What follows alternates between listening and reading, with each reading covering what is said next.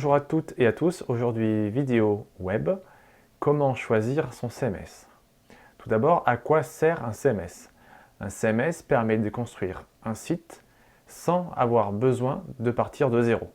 Vous utilisez un outil qui permet de gérer déjà un site web pour un besoin précis ou un outil généraliste, et donc ça vous permet de faire une sacrée économie de temps et d'argent.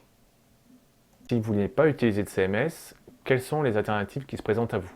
Vous avez tout ce qui est site from scratch, donc vous partez de rien, vous faites faire un site sur mesure. À quel type de CMS faut-il faire confiance? Quel type de CMS faut-il utiliser?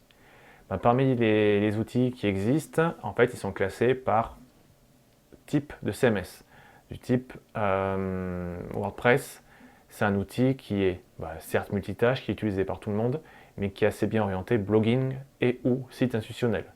Pour tout ce qui est site e-commerce, on a Magento qui tourne très fort, on a OS Commerce, on a PrestaShop, surtout PrestaShop en France. Si vous voulez faire des sites un peu plus orientés communauté, informationnels, vous avez tout ce qui est wiki qui là peuvent vous aider. Dans quel cas avez-vous besoin d'un CMS? Déjà, un CMS, c'est un outil tout fait qui vous permet, moyennant quelques ajustements, d'avoir un site web fonctionnel très rapidement, si on n'est pas forcément regardant en termes de design. Donc pour les plus pressés, c'est un bon outil. Pour les novices, c'est un bon outil. Et aussi, si vous êtes amené à gérer votre site régulièrement, à y apporter des modifications régulièrement. Si vous voulez faire du multisite, c'est possible. Donc un seul outil pour gérer plusieurs sites ou plusieurs langues. Si vous voulez faire plusieurs versions d'articles, c'est-à-dire que vous avez un article que vous publiez en 2018, il sera le même en 2019 moyennant juste la date qui change, ça vous pourrez le changer, notamment grâce à un CMS.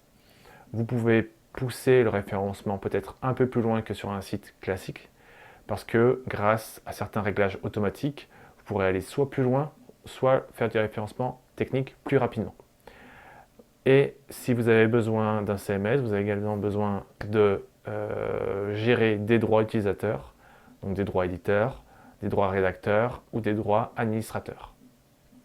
Quel type de site pouvez-vous faire avec un CMS? Vous pouvez faire des sites institutionnels, comme des sites vitrines, des sites corporate, etc., etc. Vous pouvez faire des blogs. Vous pouvez faire des sites spécialisés en marketing, donc orientés acquisition, orientés transformation, tels une suite de landing page par exemple. Vous pouvez faire des réseaux sociaux internes et en entreprise. Vous pouvez faire un intranet, justement un site internet dédié à l'entreprise. Vous pouvez faire bien sûr du e-commerce pour vendre vos produits partout dans le monde. Et également, pourquoi pas faire du forum. Voilà.